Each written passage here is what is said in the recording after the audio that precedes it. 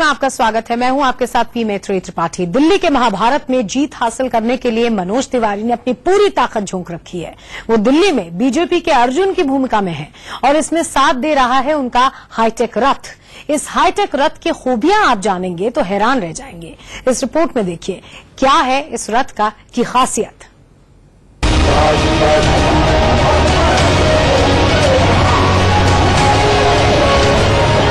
जिस हाईटेक रथ पर सवार होकर मनोज तिवारी दिल्ली की गलियों में घूम रहे हैं वो बेहद खास है। ये बाहर से जितना भव्य है अंदर से उतना ही सुविधाओं से लैस। देखिए पूरा रथ भगवा रंग में रंगा है। रथ के अंदर क्या खास है ये आपको बताएंगे, लेकिन पहले रथ का बाहरी डिजाइन देखिए। इस रथ के पिछले हिस्से पर एक बड़ी एलईडी स्क्रीन लगाई गई है जिस पर बीजेपी के वादे और केजरीवाल के झूठे दावों की पोल खोली जाती है। नगर निगम चुनाव में जिस रथ यात्रा पर बैठकर मनोज तिवारी तमाम वार्डों में जाकर प्रचार प्रसार कर रहे हैं, ये रथ हमारे सामने है। सबसे बड़ी बात, ये बस की साइज कितनी है? बस की साइज 15 फुट। 15 फुट। हाइट की बात करें हम कितने हैं? हाइट स्टेट खोल के 15 फीट हो जाती है। स्टेट खोल के 15 फीट है, वैसे तो 10 फीट हो जाती है। अच्छा, 15 से 10 फीट हो जाती है, तो ये हाइट है। लेकिन आप बाहर से देखेंगे तो यहाँ पर एक सीढ़ी लगी हुई है और सीढ़ियों से आप ऊपर चढ़ने का है। लेकिन एंट्री गेट जो इसकी है वो ड्राइवर के साथ साथ यहाँ पर आगे है। और यहाँ पर अगर हम पीछे की तरफ नजारा देखें तो ये चीजें, ये पीछे की तरफ डिस्प्ले बना हुआ है जो एलईडी स्क्रीन है और इस एलईडी स्क्रीन पे तमाम पिक्चर और मूवियां चलती हैं। अब आपको इस रथ के अंदर लिए चलते हैं। ये देखिए रथ के अंदर आरामदायक सोफा है। इन सोफों पर आधा दर्जन से ज्यादा लोग आसानी से बैठ सकते हैं। ये सबसे पहले आप देखेंगे जब एंट्री करते हैं हम, ये एक ही दरवाजा है एंट्री का जो सीधे एंट्री करते अंदर आते हैं। और सामने ही ठीक इसके अगर हम कहें मेरे लेफ्ट में तो सोफे लगे हुए हैं और इस पे 3 आदमी आराम से बैठ सकते हैं। ये 3 सीटर सोफा लगा हुआ है, लेकिन ठीक इसके ऊपर ही यहाँ पर मौजूद है एलईडी और साथ में उसके मौजूद है डीवीडी। यहाँ मौजूद है 2 सोफे जो काफी हाईटेक और अनोखे हैं। अनोखा इसलिए क्योंकि तमाम ये जो हैं सोफे वो रिलैक्स मूड में होते हैं। जब नेता अपने चुनाव प्रचार से थक कर हार कर वापस आते हैं या कोई भी लोग जो सफर करते जाते हैं, उनके रिलैक्स मूड के लिए सबसे कंफर्टेबल ये सोफा है। ये है ऑपरेटिंग पार्ट जो ये सोफे को पूरा कंट्रोल करता है। लेकिन इसका इलेक्ट्रॉनिक पावर जब तक आगे चालक नहीं देता तब तक ये ऑपरेट नहीं होता। एक जगह चुनाव प्रचार के बाद अगर मनोज तिवारी थक जाते हैं तो इस सोफे का इस्तेमाल आराम फरमाने के लिए किया जाता है। धीरे धीरे ये सोफा कम बेड के रूप में तब्दील होता जा रहा है। तो यहाँ पे आप देखेंगे जैसे जैसे बटन ये बटन पूरी तरह से कंट्रोल हो चुका है और ये हम इस समय रिलैक्स मूड में हैं। अब हम रिलैक्स होकर आगे सफर कर सकते हैं। आराम फरमाने के बाद मनोज तिवारी जब किसी इलाके से गुजरते हैं तो इसी रथ से सीधे छत पर पहुंच जाते हैं। देख सकते हैं रथ के पिछले हिस्से में लगी ये लिफ्ट ही उन्हें रथ के ऊपर पहुंचाती है। ये देखिए हम धीरे धीरे ये लिफ्ट हमारे ऊपर हो रहा है और हम इस हाईटेक बस में ऊपर फ्लोर पे मौजूद हो रहे हैं। तो ये देखिए हम लिफ्ट के जरिए धीरे धीरे ऊपर की तरफ बढ़ रहे हैं। ऐसे ही मनोज तिवारी जिन जिन जनसभा में जाकर संबोधित करते हैं, इसी लिफ्ट के जरिए आगे वो बढ़ते हैं। तो प्रवीण, सबसे बड़ी बात, ये लिफ्ट में कितने आदमी चढ़ सकते हैं? कुछ वेट उठ है? कितने तक वेट तक? सर एक बार में 2 आदमी। वेट भी है कुछ? कितने किलो तक के आदमी जा सकते हैं? नहीं ऐसा तो सर कुछ नहीं है, लेकिन नॉर्मल 2 आदमी।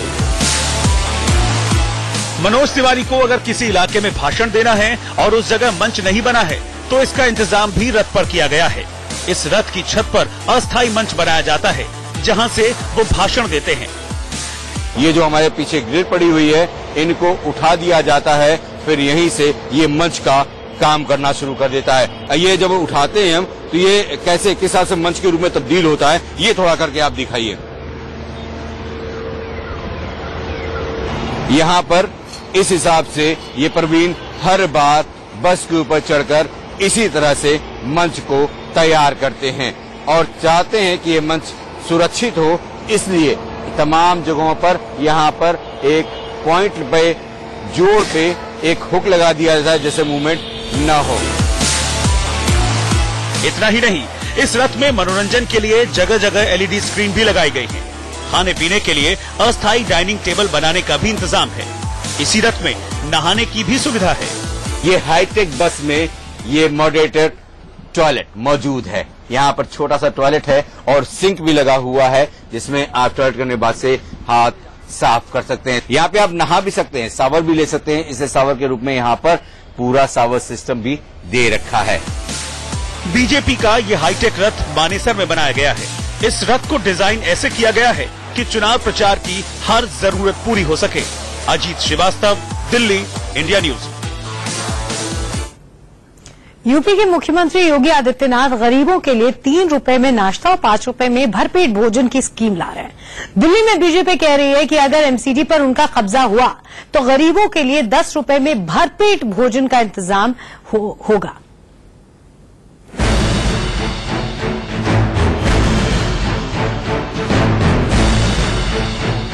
सूत्रों के मुताबिक बीजेपी अपने मैनिफेस्टो में 10 रुपए में थाली देने का वादा कर सकती है।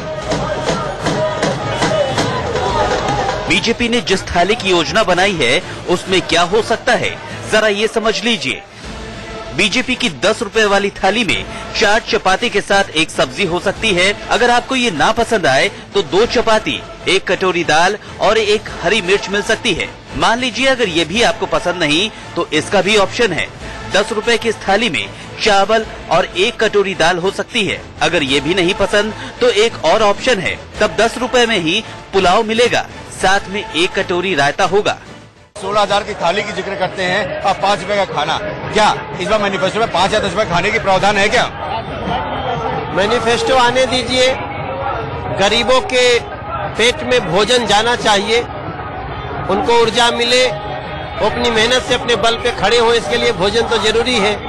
नहीं, बार बार कहते हैं 5 रुपए खाना, क्या 5 रुपए है या 5 रुपए से ज्यादा नहीं? निश्चित रूप से मैनिफेस्टो में कुछ हम लोग ऐसा कर रहे हैं जिससे एक दिल्ली के भी उन जिनके पॉकेट भोजन के लिए पूरी तरह से सक्षम नहीं है, उनके लिए सोच रहे हैं। दिल्ली बीजेपी की ये योजना यूपी के अन्नपूर्णा भोजनालय की तर्ज पर है, जो दीनदयाल उपाध्याय के नाम पर हो सकती है। बीजेपी की कोशिश है कि इस थाली को एमसीडी के सभी 272 वार्डों में मुहैया कराई जाए। उम्मीद है बीजेपी का ये संकल्प पत्र रविवार को जारी हो सकता है। इस संकल्प पत्र में बच्चों की 100% एजुकेशन पर जोर दिया जा सकता है। अवैध कॉलोनियों में विकास और बुनियादी सुविधाएं मुहैया कराना शामिल हो सकता है।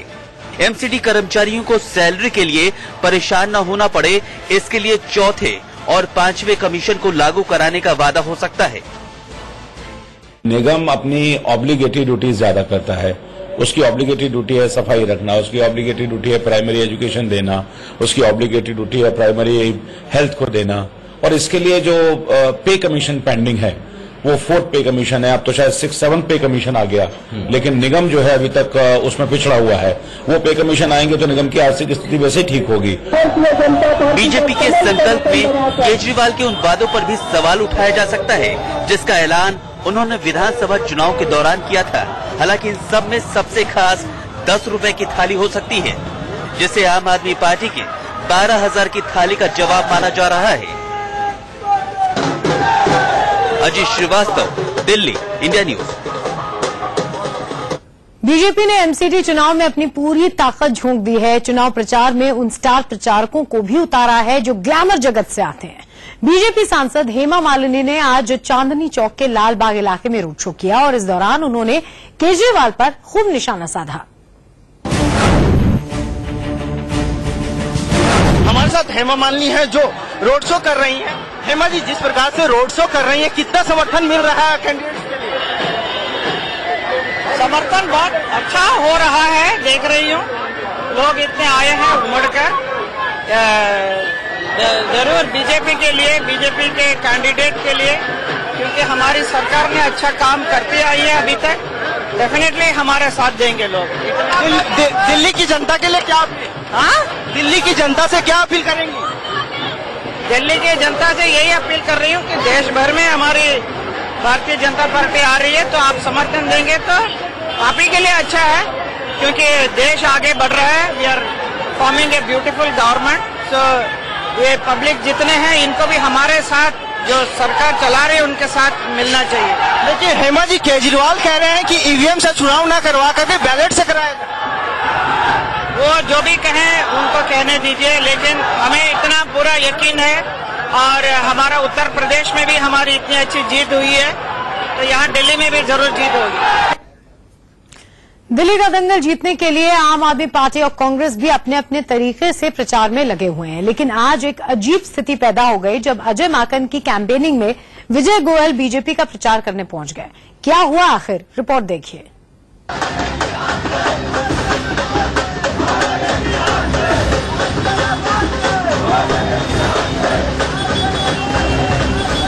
ये दो तस्वीरें एक ही जगह की हैं, एक ही दिन की है। अगर कुछ फर्क है तो बस चंद मिनटों का। अजय माकन जिन लोगों से मुलाकात कर रहे हैं उन्हीं लोगों से विजय गोयल भी मिले, लेकिन इस दौरान जो कुछ हुआ उसकी कल्पना किसी ने नहीं की थी।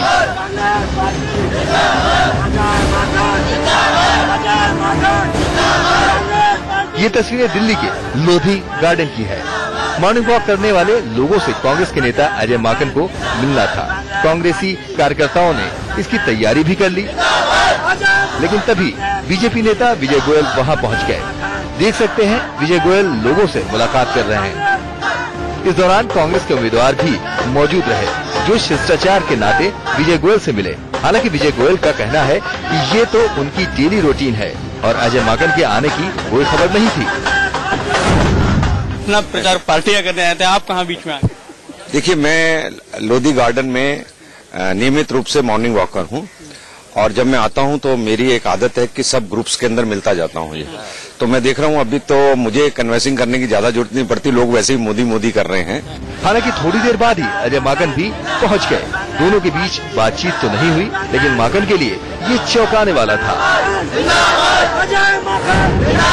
आपके आने से कुछ देर पहले आप विजय गोयल पहुंच गए। आप एक पूर्व खेल मंत्री के लिए नए खेल मंत्री आ गए यहाँ पर, और वो कह रहे थे मुझे जानकारी नहीं थी, लेकिन मैं अपना कैनवसिंग करके चला।